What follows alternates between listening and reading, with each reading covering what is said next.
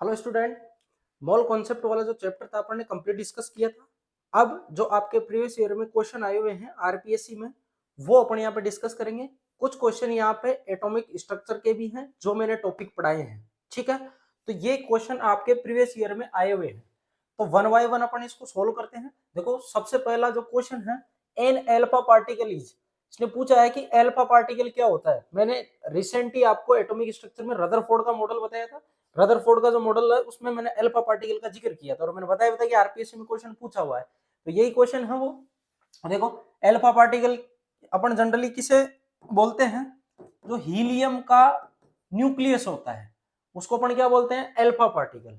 Helium के दोनों electron अगर आप निकाल दोगे तो ये जो बचेगा इसी को अपन क्या बोलते हैं, अल्फा पार्टिकल।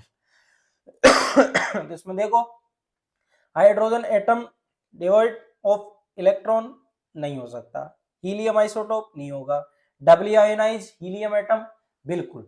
डबली आयोनाइज मतलब +2 चार्ज इस पे आ रखा है, तो इसका कौन सा ऑप्शन होगा, थर्ड वाला ऑप्शन करेक्ट होगा। उसके बाद 32 क्वेश्चन है, molecular weight of an oxide of nitrogen is 44, the number of electron in a molecule of the oxide is. उसने पूछा है कि मोलिकुलर वेट दिया है और इलेक्ट्रॉन पूछे उसने। तो नाइट्रोजन के अगर मैं ऑक्साइड की बात करूं तो नाइट्रोजन के oxide NO, N2O, N2O3, N2O4, N2O5, ये नाइट्रोजन के ऑक्साइड है। नाइट्रोजन के ऑक्साइड में आप वेट निकाल लो, जिसका 44 आ रहा है उसी की बात की उसने।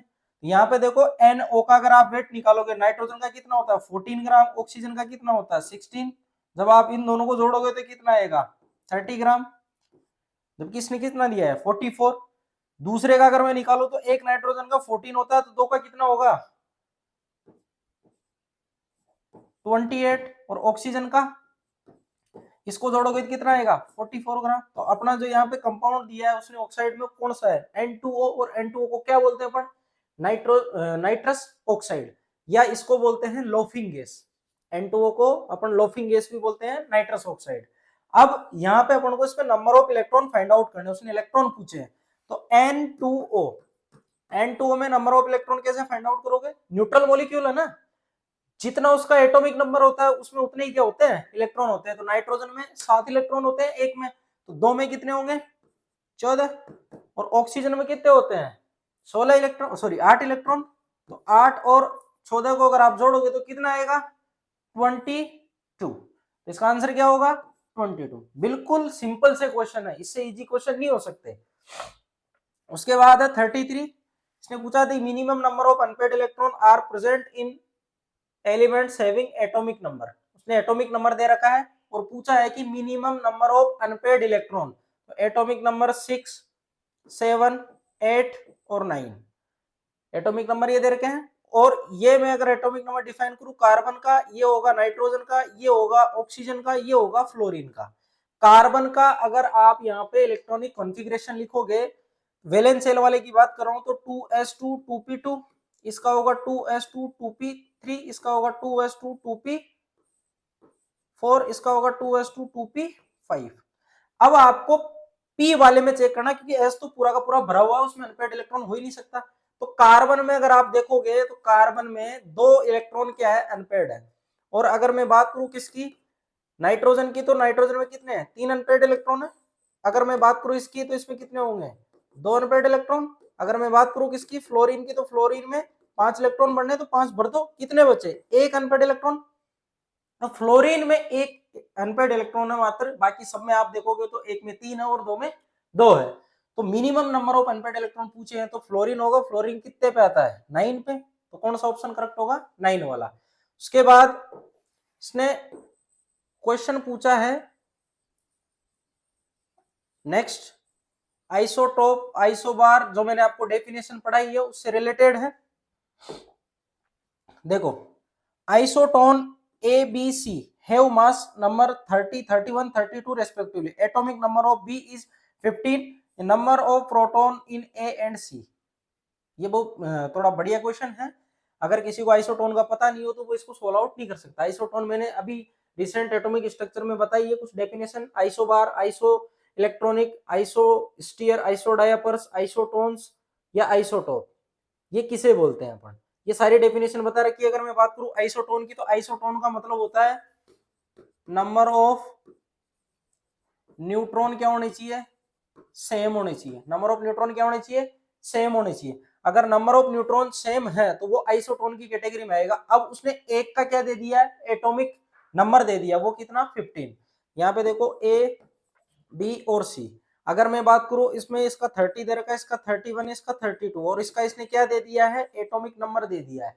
यहां से आप एक का अगर आपको न्यूट्रॉन का पता चल गया तो आप तीनों के निकाल सकते हो। इसमें न्यूट्रॉन कितने होंगे, 31 में से 15 घटाओ, मास नंबर में से क्या करते हैं, एटॉमिक नंबर घटाते हैं, तो कितने आएंगे 16 न्यूट्रॉन।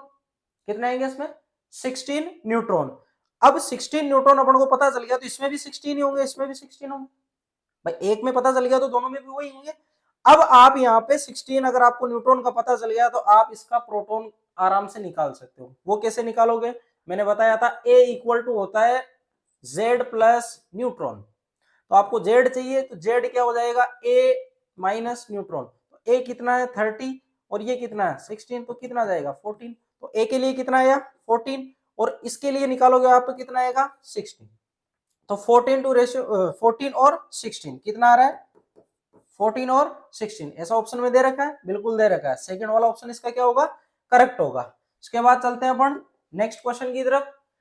तो देखो 57 question, how many grams of glucose be dissolve to make 1 litre solution of 10% glucose. उसने पूछा है कि 10% ग्लूकोज का सॉल्यूशन 1 लीटर में अगर आप बनाओगे तो कितने ग्राम ग्लूकोज की आवश्यकता होगी।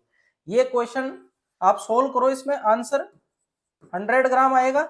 जो इसमें ऑप्शन में नहीं दे रखा है ना, ये मिस्टेक है क्वेश्चन में। आप अगर इसको सोल्व करोगे कॉन्सेप्चुअली तो वेट बाय वॉल्यूम परसेंट, ये कैसे निकालते हो आप, वेट डिवाइडेड बाय वॉल्यूम किसमें, एमएल में, ऐसे ही निकालते हो। अब इसको सोल्व आउट करो, इसने परसेंटेज दे रखा है, कितना दे रखा है 10%। परसेंट को हटाओगे तो नीचे क्या करोगे आप 100 का भाग दे दोगे, परसेंट हटाओगे तो 100 का भाग दोगे ना, क्योंकि परसेंट में लाने के लिए आप क्या करते हैं 100 से मल्टीप्लाई करते हैं, घटाना तो भाग देंगे। और इधर अगर मैं बात करूं इसकी W, ये आपको निकालना है, V कितना दे रखा है लीटर, तो 1 लीटर में कितने ml होते हैं 1000 ml। 1000 ml यहाँ पे रख दो, इसको कैंसिल करो तो W कितना आएगा 100 ग्राम, जो ऑप्शन में नहीं दे रखा। एक्चुअल में इसका आंसर क्या होगा 100 ग्राम। ठीक है, कई बार हो जाती है गड़बड़ क्वेश्चन में, तो क्वेश्चन को आप ढंग से देख लेना। नेक्स्ट क्वेश्चन है the molarity of solution contain 4 gram NaOH in 250 ml of solution. इसने मोलरिटी पूछी है, 4 ग्राम NaOH को 250 ml में घोला है। मोलरिटी का फॉर्मूला लगा लो, weight divided by molecular weight into 1000 divided by V किसमें ml में। अब आप यहाँ पे रख लो, NaOH का मॉलिक्यूलर वेट कितना होता है 40 ग्राम होता है NaOH का, निकाल लेना आप यहाँ पे रख के। सोडियम का 23 होता है, ऑक्सीजन का 16 होता है, हाइड्रोजन का 1 होता है। W कितना दे रखा 4 ग्राम और ये कितना होगा 40 ग्राम इंटू V कितना दे रखा है 250, 4 बार कटा, ये 10 टाइम, 10 से ये कितने बार 0.4 मोल पर लीटर। 0.4 मोल पर लीटर दे रखा है, बिल्कुल दे रखा है। फोर्थ वाला ऑप्शन क्या होगा इसका, करेक्ट होगा। उसके बाद नेक्स्ट क्वेश्चन है, ये एटॉमिक स्ट्रक्चर से थोड़ा आगे वाले पोर्शन से क्वेश्चन आया हुआ है, अभी अपन ने ये पढ़ा नहीं है, अपन आगे डिस्कस करेंगे। वैसे कोई इतना टफ क्वेश्चन नहीं है, आप आराम से कर सकते हो। An electron has a spin quantum number plus half and a magnetic quantum number -1, it can not be present in following orbital. ये जो सेट दे रखा है ये कौन से वाले ऑर्बिटल के लिए परफेक्ट नहीं बैठता है। तो देखो मैग्नेटिक क्वांटम नंबर की अगर मैं बात करूं ml, इसकी जो वैल्यू होती है s ऑर्बिटल के लिए 0 होती है, p के लिए +1 0 -1 होती है, d के लिए +2 +1 0 -1 -2 होती है, और f के लिए +3 +2 +1 0 -1 -2 -3 ये होती है वैल्यू। स्पिन क्वांटम नंबर की जो वैल्यू दे रखी है ये प्लस हाफ, इससे ये सोल्व आउट नहीं होगा, क्योंकि स्पिन क्वांटम नंबर आप कोई सा भी ऑर्बिटल ले लो उसमें उसकी दो ही वैल्यू रहनी है, प्लस हाफ और माइनस हाफ। क्यों, क्योंकि इलेक्ट्रॉन या तो क्लॉकवाइज घूम सकता है या एंटी क्लॉकवाइज, फिक्स होती है, और वो सब ऑर्बिटल के लिए रहेगी। तो अपना जो सोल्व होगा वो किससे होगा, क्वांटम नंबर मैग्नेटिक वाले से। तो मैग्नेटिक के लिए मैंने बताया ये वाली वैल्यू ऑर्बिटल की इस तरीके से होती है। अब आप देखो -1 की वैल्यू इसके लिए भी होती है, इसके लिए भी होती है, इसके लिए भी होती है, यानी पी डी और एफ तो हो सकता है, कौन सा नहीं हो सकता, एस, क्योंकि एस के लिए कितनी होती है 0, तो कौन सा वाला ऑप्शन होगा अपना, एस ऑर्बिटल वाला ऑप्शन इसमें करेक्ट हो जाएगा। उसके बाद इसने पूछा maximum number of electron in orbital is given by, maximum number of electron, तो इसको समझने से पहले आप ये समझो कि मैक्सिमम नंबर ऑफ ऑर्बिटल कैसे निकालते हैं, मैक्सिमम नंबर ऑफ ऑर्बिटल कैसे निकालते हैं, वो निकालते हैं अपन एन स्क्वायर से। किससे निकालते हैं, एन स्क्वायर से। अब आपको पता है कि एक ऑर्बिटल में मैक्सिमम 2 इलेक्ट्रॉन आ सकते हैं, एक ऑर्बिटल में कितने इलेक्ट्रॉन आ सकते हैं, 2। तो अगर आपको ये पता है कि एक ऑर्बिटल में 2 इलेक्ट्रॉन आ सकते हैं, तो एन स्क्वायर ऑर्बिटल में कितने आएंगे, 2n square, total maximum number electron कितने हो जाएंगे, 2n स्क्वायर, ऐसा दे रखा ऑप्शन, बिल्कुल दे रखा है, क्या हो जाएगा 2n स्क्वायर। उसके बाद है 2 elements are present as 20a14 and 35b18, इन दोनों का उसने क्या दे रखा है, एटॉमिक नंबर और मास नंबर दे रखा है, और पूछा है कि the ratio of neutron present in the atom of these elements, ऐसा क्वेश्चन मैंने करवाया हुआ है। नंबर ऑफ न्यूट्रॉन कैसे निकालोगे आप, ए की अगर बात करें अपन तो 20, ये 40, बी की अगर बात करें ये 35 और ये 80, न्यूट्रॉन कैसे निकालोगे, 40 में से 20 घटाओगे 20 बचेगा, 80 में से 35 घटाओ कितना बचेगा 45। अब इनका अगर आप रेशियो देखो, अगर आप इनको रेशियो लोगे तो ये कितने टाइम, 4 टाइम, ये 9 टाइम, तो 4:9 रेशियो दिखाई दे रहा है इसमें कहीं, बिल्कुल थर्ड वाला ऑप्शन क्या होगा इसमें करेक्ट होगा। उसके बाद नेक्स्ट क्वेश्चन है which of the following term is unitless, उसने पूछा यूनिटलेस टर्म कौन सी होगी।